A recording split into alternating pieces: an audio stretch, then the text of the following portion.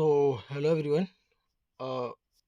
जैसा कि आपको सामने स्क्रीन पे दिख रहा है, तो सेक्शन कंट्रोलर जो एग्ज़ाम हुआ था 12 को और 11 को मेरा भी था। मैंने भी दिया था, ये मैंने वीडियो भी डाली थी उस दिन मेरे रिव्यू की। मेरा था 12 की फर्स्ट शिफ्ट थी, ठीक है। 12 की फर्स्ट शिफ्ट थी, तो ईगरली वेट मैं भी कर रहा हूँ जैसे आप लोग कर रहे हो ना। आपको लग रहा है कि कब आ जाए कब आ जाए, और हर दिन ऐसा लग रहा है कि आज क्यों नहीं आया, आज क्यों नहीं आया, है ना। तो सेम फीलिंग मुझे भी आती है हर रोज़ कि आज क्यों नहीं आया। तो वेट अब ज़्यादा नहीं है, ओवर हो चुका है वेट। और हाँ, मोस्ट 99% चांसेस है। 99% मैं जो अभी बताने वाला हूँ वो 99%, 1% हो सकता है रेलवे का इधर उधर हो जाए।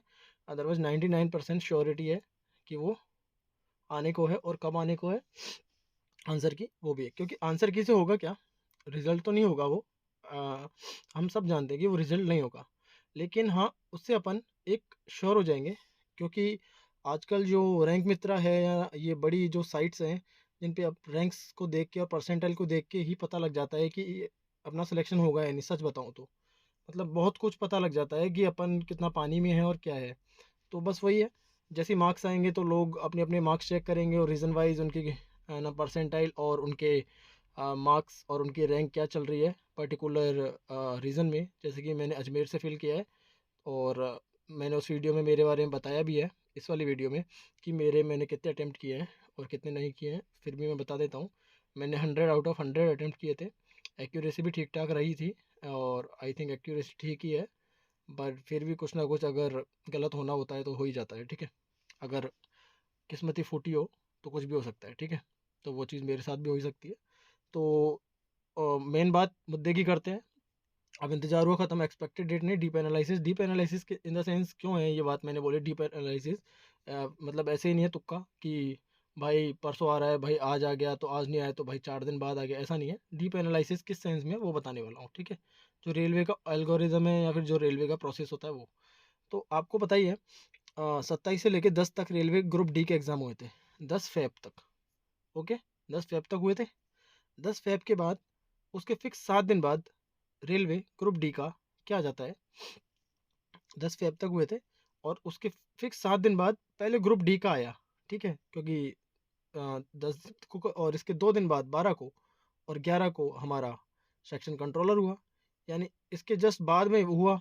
तो मैं तो यही सोच रहा था, मैं क्या ऑलमोस्ट सब यही सोच रहे थे कि 18 को या 19 को, या आज 19, आई थिंक आज तो 20 है भाई, हाँ। तो सब यही सोच रहे थे कि 2 दिन बाद एग्ज़ाम हुआ है, तो आंसर की भी इसके क्योंकि रेलवे ग्रुप डी की आंसर की 17 को आ गई थी। तो सब सोच रहे थे कि 18 को आ जाएगी, 18 को नहीं आएगी तो 19 को आ जाएगी, 19 को नहीं आएगी तो 20 को आ जाएगी। तो ये सोच रहे थे लोग, ठीक है ना। और इवन मैं क्या, सभी ये सोच रहे थे कि 20 तक आ जाएगी, और आज 20 भी हो चुकी है और गई भी। तो ठीक है, अब मोस्ट प्रोबेबली जो चांस बन रहे हैं वो कल के बन रहे हैं। 99% है, कल नोटिस आ जाएगा। और जो जो टाइम होता है ना कि रेलवे पहले ही टाइम अनाउंस कर देता है कि शाम को 6 बजे देंगे या शाम को 5 बजे देंगे, तो ऐसा कल मोस्ट प्रोबेबली नोटिफिकेशन आ जाएगा, ठीक है। और सेक्शन कंट्रोलर, और हाँ जिसके जो मार्क्स आए भाई प्लीज़ ईमानदारी से, है ना, कल मैं वीडियो बनाऊंगा ही मेरे मार्क्स जब आ जाएंगे तो ईमानदारी से अपने मार्क्स बता देना। जिससे पर्टिकुलर जो जोन होगा, जैसे मेरा अजमेर है या कोई मुंबई है या कोई इलाहाबाद अहमदाबाद जो भी होते हैं, तो वो जितने भी जोन होते हैं, तो उससे थोड़ा अंदाज़ा लगेगा। वैसे अजमेर में ईडब्ल्यूएस की एक ही पोस्ट है, तो अंदाज़ा तो क्या ही लगेगा। और जनरल की शायद 12 13 या 15 या 20 कुछ है। तो बड़ी ही कम वैकेंसी हैं, फिर भी देखते हैं क्या होता है, ठीक है। और तो अब इसके अलावा जो मेन बात मुझे करनी है और बतानी है थोड़ी सी, तो ये तो रही सेक्शन कंट्रोलर की बात। हाँ, तो ज़्यादा वेट नहीं है, कल आ जाएगा कल, ठीक है। वो कल तो मतलब 99% चांस है ही, और नहीं तो फिर परसों। ये तो 100% ही है, उससे ऊपर तो नहीं जाने वाला है, आप खुद देख लेना, ठीक है। चाहे आप ये वीडियो यही है यूट्यूब पे, आप खुद आके देख लेना। और इसके अलावा मुझे हट के थोड़ी सी बात ये करनी है कि मेरे वीडियोस पे कमेंट आ रहे थे कि सर, या भैया जो भी है, एक्चुअली मुझे अच्छा नहीं लगता है कोई मुझे सर बोलता है, तो मैं चाहता हूँ लोग मुझे भैया बोले, क्योंकि मैं भाई की तरह ही ट्रीट करना चाहता हूँ। और वही वाली फीलिंग रखना चाहता हूँ एक जो भाई से होती है, ठीक है। तो मुझे अच्छा नहीं लगता है, पर्टिकुलर सही बता रहा हूँ, पर्सनली मुझे अच्छा नहीं लगता है। क्योंकि मैं सर लायक अभी हूँ भी नहीं, जो सर जैसी एक जो कि बहुत ही प्रेस्टिजियस जो कि एक वर्ड होता है, उस लायक मैं नहीं हूँ। उस मुकाम पे मैं हूँ भी नहीं, ठीक है। तो सीधी बात है, please make a video on circular seating arrangement. I मैं बता देता हूँ ये कमेंट किस वीडियो में, पहले तो ये क्लियर कर देता हूँ आपको। ये है भाई, मैंने एक वीडियो डाली थी, वो यहाँ पर नहीं है कि मेरे 85 मार्क्स कैसे आए एनटीपीसी में, यही थंबनेल ये नहीं है, पर वो ऐसा ही है, एक थंबनेल है ना, उसके बारे में है। तो उस पे कमेंट आ रहे हैं कि सिटिंग अरेंजमेंट की डाल दीजिए, मुझे समझ नहीं आता है लेफ़्ट टू राइट क्या है, पर्सन का लेफ़्ट टू राइट कैसे लेंगे, अगर अपना लेफ़्ट हैंड राइट हैंड लेते हैं तो गलत हो जाता है टेक्निक, है ना, और क्वेश्चन रॉन्ग होते हैं, और रैम इज सिटिंग सेकंड। तो ये है मेन, तो ये मैं लाने वाला हूँ, बहुत ही धमाकेदार वीडियो होने वाली है, और आई थिंक आपको कभी दिक्कत आने वाली नहीं है फिर इस टॉपिक में। ये जो सिटिंग अरेंजमेंट है, और मैं क्यों दावा कर रहा हूँ कि आपको मेरे पे विश्वास करना चाहिए, मैं क्यों इसके लिए आपको दावा कर सकता हूँ, तो उसका प्रूफ भी मैं लाया हूँ। फिर और कमेंट आई है सेम, मुझे पजल सेटिंग अरेंजमेंट में दिक्कत है, फिर एक अलग भाई बोलता है हाँ भाई सेम मुझे भी दिक्कत है। तो आई थिंक अब ये टॉपिक लाया जाएगा, क्योंकि ऐसे ही डिमांड में एक टॉपिक मैं ला चुका हूँ, उसके बारे में बात करेंगे। तो अब नेक्स्ट टॉपिक ये आने वाला है 5 नंबर पक्के सिटिंग अरेंजमेंट। क्योंकि 5 नंबर में क्यों बोल रहा हूँ, क्योंकि भर भर के सिटिंग अरेंजमेंट आ रहा है हर एग्जाम में। अभी इवन जो ग्रुप डी की आंसर की आई है आपने देख ली होंगी, 101 शिफ्ट या 100 से ऊपर जो शिफ्ट हैं, मैंने खुद एनालाइज करी है भाई, हर शिफ्ट में 4-4 5-5 क्वेश्चन सिटिंग अरेंजमेंट के भरे हुए हैं, और बंदे से हो नहीं रहे हैं वो। अब मुझे ही नहीं पता वो क्यों नहीं हो पाते हैं, वरना इससे इजी, इससे घटिया, इससे वाहियात, इससे सरल टॉपिक कुछ भी नहीं है, सच बता रहा हूँ पूरी रीजनिंग का। तो और मैं ये क्यों बोल रहा हूँ कि मैं इसको आपको बहुत अच्छे से पढ़ा पाऊँगा, उसके लिए ये प्रूफ है। आपको पता है बैंकिंग, जो कि पजल सिटिंग अरेंजमेंट और, है ना, इसी के लिए जाना जाता है। तो मेरे उसी में मैंने इस साल फर्स्ट टाइम आरआरबी बैंक का एग्ज़ाम दिया था, जैसे कि आप देख सकते हो स्क्रीन पे, आरआरबी बैंक का एग्ज़ाम दिया था 2024 मल्टीपर्पज़ ये रहा। और इसी टाइम ये मेरा नाम देख लेना। तो इसी में मेरे रीजनिंग में 40 आउट ऑफ 40 स्कोर किया मैंने फर्स्ट टाइम में ही।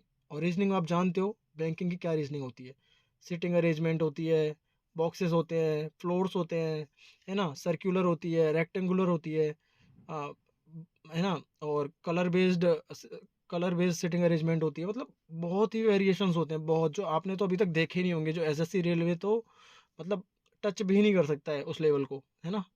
तो उस लेवल पे अगर मैं 40 स्कोर कर रहा हूँ, तो आपको तो रेलवे और एसएससी के लिए तो क्या ही है फिर सिटिंग अरेंजमेंट, वो मैं आपको ऐसा करा दूंगा कि आप सोच नहीं सकते हो। थोड़ा सा टीजर आज देके जाऊंगा आपको सिटिंग अरेंजमेंट का, थोड़ा सा देके जाऊंगा, ये 1-2 क्वेश्चन लाया हूँ बस, थोड़ा सा देके जाऊंगा ताकि आपको समझ आए कि मैं आपको कैसा एक वीडियो लाने वाला हूँ, जिसमें बहुत ज़्यादा पीवाईक्यू होंगे, और मोस्ट ऑफ द पीवाईक्यू उसमें एनटीपीसी के होंगे, ग्रेजुएशन लेवल के, यूजी लेवल के, ग्रुप डी जो अभी हुआ है 2 महीने में, क्योंकि ग्रुप डी से ही उठ के आने वाले हैं क्वेश्चन बैंक से, यहीं से क्वेश्चन बैंक से उठ के आने वाले हैं एनटीपीसी में, क्योंकि यही लेटेस्ट एग्जाम हुआ है ग्रुप डी वाला।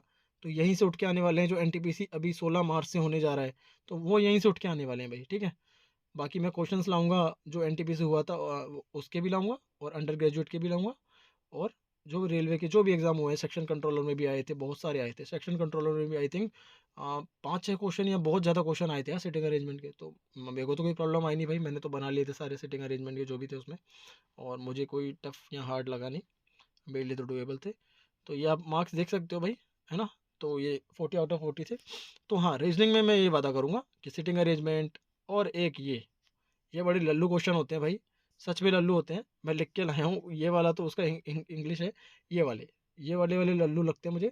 इसमें पूछता है ऐसे, ये कोडिंग दे देगा, कोडिंग ब्लड रिलेशन बोलते हैं इसको, और उसके बाद ऐसा दे देगा, मैं सच बता रहा हूँ, इसको बिना पेन उठाए कर सकते हैं। मैंने इवन, आप मेरे यूट्यूब पे जाके मैंने प्लेलिस्ट बना रखी है रीजनिंग की, उसमें मैंने इसकी वीडियो बना रखी है डायरेक्ट कि इसको कैसे कर सकते हैं। चलो अभी करके दिखा देता हूँ, और आप वो वीडियो देखोगे तो उसमें आपके और क्लियर हो जाएंगे, क्योंकि अभी इतना समय नहीं है। तो जैसे देखो, ये है, अपन से पूछ क्या रहा है, ओ, अपन से जो पूछे ना उसको पकड़ लो। How is O related to V, O और वी को पकड़ो, वी एरा, ओ एरा, ठीक है, इनको पकड़ लिया। अब इनको पकड़ने के बाद बस इन पे आंख रखनी है, पेन का तो कोई काम ही नहीं है, आपको चला के दिखा रहा हूँ सिर्फ, ठीक है। ओ और वी की तरफ देखना है। अब अपन को ये देख लेना है कि ये जो रिलेशन दिया हुआ है ना, ये वाला रिलेशन, सॉरी, ये वाला ये वाला जो रिलेशन दिया हुआ है, ए बी, ए बी, तो यहाँ पे भी देख लो, ए पहले लिखा हुआ है, बी पहले लिखा हुआ है, ए पहले लिखा हुआ है, बी पहले लिखा हुआ है, ए बी, ए बी, कई बार क्या अपोजिट लिख देता है, इधर बी लिख देगा और इधर ए लिख देगा, तो उसको फिर उस सीरीज को अपन को इधर से स्टार्ट करना पड़ता है। अब अगर ऐसे लिखा हुआ है तो अपन को इस सीरीज को इधर से शुरू करना होता है, बस इतना सा ही गेम है, बाकी कोई गेम नहीं है। अब देखो कैसे करेंगे इसको बिना पेन के, ठीक है। अब अपन ने देख लिया कि सब कुछ सही लिखा हुआ है, हाँ मतलब सही लिखा हुआ है, मतलब कि पहले ए है तो इधर ए है, इधर बी है तो लास्ट में बी है। तो अब देखो अपन को इधर से चलना है। अब माइनस को देखो, ये जो माइनस है ना इसको पकड़ो। माइनस का मतलब क्या है, पहले तो सबसे पहले तो वी खुद बन जाओ, जो सबसे राइट वर्ड लिखा हुआ है वो खुद बन जाओ। आप खुद बन गए, यानी ये मैं हूँ, या आप फीमेल हो या मेल हो, कुछ भी हो। आपको हो सकता है आप पत्नी, आपको खुद पत्नी बनना पड़ जाए, भाई बनना पड़ जाए, बहन बनना पड़ जाए, कुछ भी बनना पड़ सकता है आपको भाई क्वेश्चन करने के लिए। तो आप वो माइंड मत कीजिए, तो आप वी खुद बन जाइए, ठीक है। अपन वी बन गए। अब माइनस को देखो क्वेश्चन में, इधर माइनस क्या बोल रहा है, A is the wife of B, यानी ये जो है ना, यानी मेरी वाइफ, मेरी मेरी इधर चलते जाना है, मेरी वाइफ, ठीक है, मेरी वाइफ, यानी मैं हस्बैंड बनाऊँ इस बार, भाई मेरी वाइफ। अब हैशटैग को देख लो, हैशटैग का मतलब है फादर, यानी मेरी वाइफ का फादर यानी मेरा ससुर, यानी ससुर तक आ गए, ठीक है, यानी फादर इन लॉ तक आ गए, ससुर यानी फादर इन लॉ, ठीक है। अब कहाँ तक आ चुके हैं अपन, अपन टी तक आ चुके हैं और फादर इन लॉ तक आ चुके हैं, और मैं यहीं पे हूँ अभी, यानी मेरा फादर इन लॉ यहाँ तक आ गए। प्लस को पकड़ो, अब ये रहा प्लस। प्लस क्या रिप्रेजेंट कर रहा है, सिस्टर, यानी मेरी फादर इन लॉ जो है ना उनकी सिस्टर, ठीक है, उनकी सिस्टर हो गई। एट द रेट को पकड़ लो, एट द रेट एरा, उसका ब्रदर, फादर है, इन लॉ है, उनकी सिस्टर है, उनका ब्रदर है, यानी मेरे फादर इन लॉ का ब्रदर ही हो गया एक तरह से, ये रहा, यानी वाइफ्स फादर्स ब्रदर, ये आंसर इसका डी। कुछ हुआ क्या भाई, है ना। तो इससे भी बहुत ज़्यादा मैंने पीवाईक्यू ले रखे हैं। अगर आप बोलोगे तो एक एक पीवाईक्यू और ले आऊँगा स्पेशली रेलवे के लिए, जिसमें सारे रेलवे के क्वेश्चन उठा के ले आऊँगा, ग्रुप डी के, एनटीपीसी के। ये बड़ा कोडिंग जो ब्लड है ना बहुत सिंपल लगता है भाई मुझे तो पर्सनली, मतलब शायद ही 10 सेकंड मुश्किल से लगती है, 10 से 15 सेकंड भाई, सच बता रहा हूँ।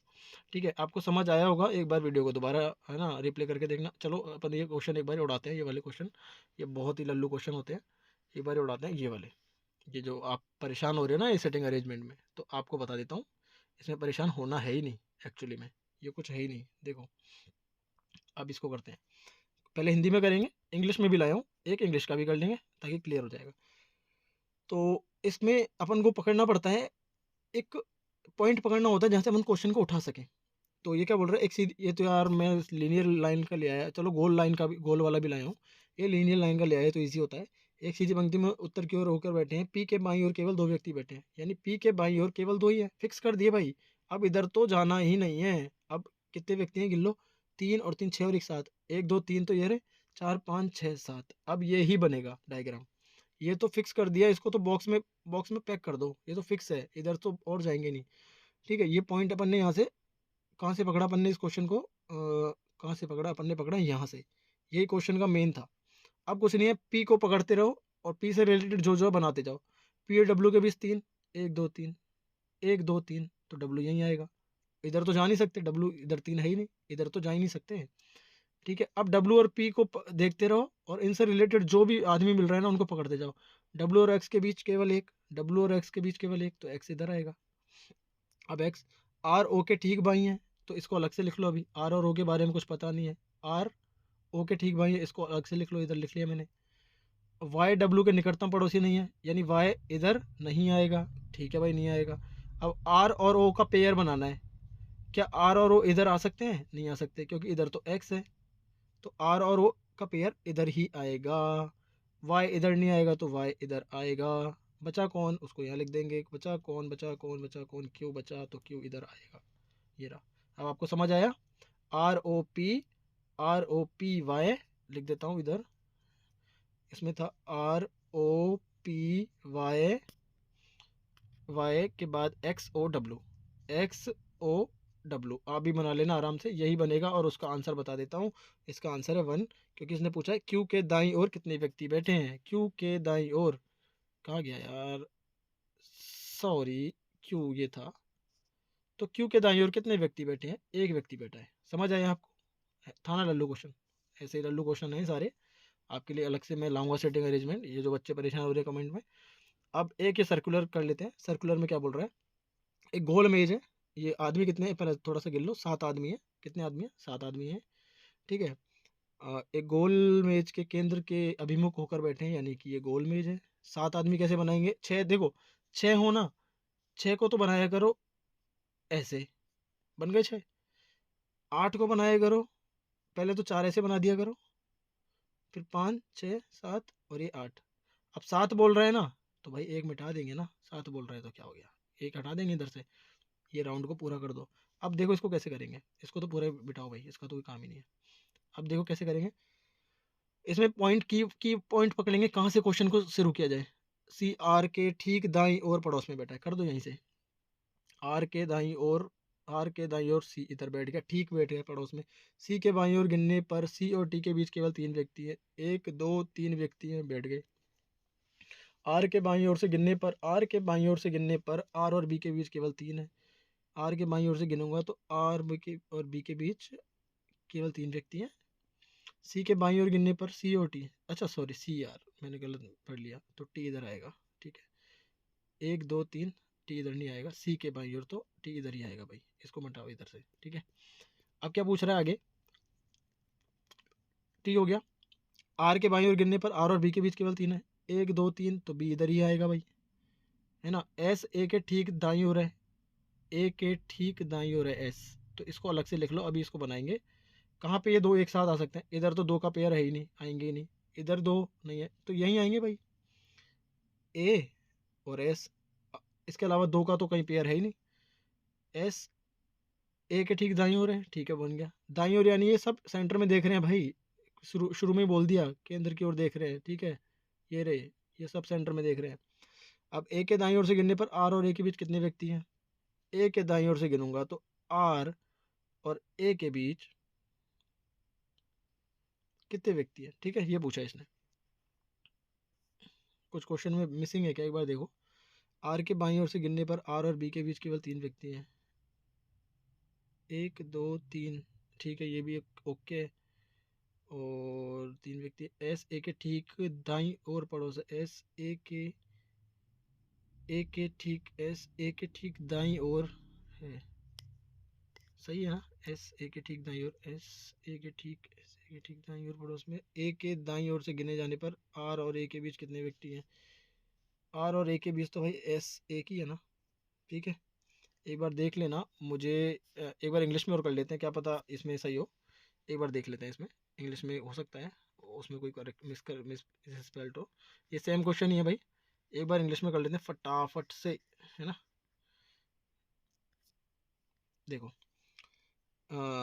जी are sitting around at circular table facing the centre, facing the centre, ठीक है। कितने लोग हैं, 3 3 6 7, तो फिर 1 2 3 4 5 6 7 ऐसे बना लो, कैसे भी बना लो।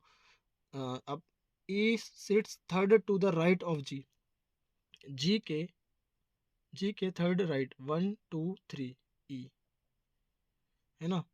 ए sits third to the right of E, right of E 1 2 3 A, है ना। D is the immediate neighbour of B and A, B and A किधर आ सकता है, देखो बी एंड ए किधर आ सकता है, बी इधर आएगा, ए तो इधर है ही, तो इसका इमीडिएट नेबर कौन है, डी, ठीक है।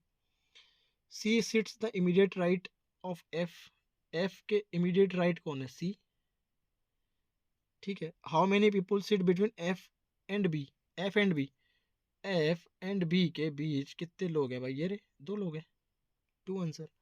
तो भाई ऐसे ही बहुत आराम से समझाऊंगा आपको, और ये बहुत लल्लू क्वेश्चन होते हैं, आपको एकदम बढ़िया समझ में आएगा। अब नेक्स्ट प्लान मैंने क्या तैयार किया है, क्यों तैयार किया है, क्योंकि आपको मैंने बता रखा है, और एक बार बता देता हूँ कि मेरे, ये देख लो आप, 99 परसेंटाइल आई थी, 99.94 परसेंटाइल आ चुकी है एनटीपीसी में, और 84 यानी कि अप्रोक्स 85 मार्क्स आए थे मेरे 100 में से, मुंबई जोन से मैंने फील किया था। और अभी मैंने टाइपिंग वगैरह सब दे दिया, वेटिंग कर रहे हैं रिजल्ट का, मेंस वगैरह सब दे दिया है अब, ठीक है। तो इसलिए बहुत ज़्यादा कमेंट भी थी कि भैया कुछ सीरीज़ वगैरह लाई जाए, या कुछ जीके में पढ़ाया जाए, मतलब बहुत सारी बातें हैं कि कुछ ये करा दो वो करा दो, पता नहीं क्या क्या करा दो। तो मैंने जो प्लान किया है कि 22 फेब से अपन टारगेट करेंगे इसका 8500 आउट ऑफ 85 मार्क्स का टारगेट करेंगे। क्या फ्री कंटेंट कहाँ से पढ़ना है, मैं क्या पढ़ाऊँगा वो बताऊँगा। और हाँ, 8500 कोई बड़ी बात नहीं है, मैंने किया है, आप भी कर सकते हो, कोई बड़ी बात नहीं है। तो अपन इसी के लिए एक चलाएंगे लास्ट एनटीपीसी 24 डे स्ट्रेटजी चलाएंगे, ये वीडियो आएगी, और अपन कंटिन्यू सीरीज़ को चलाएंगे। और हाँ, जल्दी जाओ, जल्दी जाओ। और सबसे पहले तो ये देखो आप, ये आपके लिए मैंने पेश किया है ये वीडियो, जिस पे कि अभी ज़्यादा व्यू नहीं है, 200 के आसपास व्यू है और 35 के आसपास कमेंट है। ये जाओ और कांग्रेस सेशन को उड़ा लो भाई। आपने चाहे जहाँ से पढ़ा हो कांग्रेस सेशन, लेकिन ऐसा कहीं नहीं पढ़ा होगा। बहुत ज़्यादा ट्रिक में और मेरे बहुत ज़्यादा एफर्ट्स लगे हैं इसको बनाने में, वीडियो में। तो इस वीडियो पे थोड़ा सा प्यार दिखाओ, थोड़ा सा प्यार दो इस वीडियो को। और प्यार मतलब कि ज़बरदस्ती वाला नहीं। आपको मेरी गारंटी है ना, आपको समझ आएगा। आपने चाहे जहाँ से पढ़ा हो यार, इवन यहाँ से पढ़ा हो इनका मैंने नाम भी लिखा हुआ है सर का। तो आपने चाहे यहाँ से पढ़ा हो, ठीक है, आप जाके देखो तो सर यार, आपको बहुत समझ आने वाला। तो भाई यही है। अगर वीडियो अच्छी लगी हो तो प्लीज़ लाइक कर देना यार, और सब्सक्राइब कर दो चैनल को, और कमेंट भी कर दिया करो। जैसा भी फीडबैक हो, बुरा हो तो बुरा, अच्छा हो तो अच्छा, बस फीडबैक दे दिया करो कि हाँ मज़ा आ गया, या फिर बुरा, मज़ा नहीं आया, कुछ भी बोल दिया करो। और कम से कम बस फीडबैक मुझे मिलेगा तो मैं उस हिसाब से मेरा वर्क कर पाऊँगा, इंप्रूवमेंट कर पाऊँगा खुद में, ठीक है। और लाइक एंड सब्सक्राइब, लाइक ज़रूर कर दिया करो और सब्सक्राइब कर लो भाई चैनल को। आपके भाई को आपकी ज़रूरत है, ठीक है। चलिए, थैंक यू।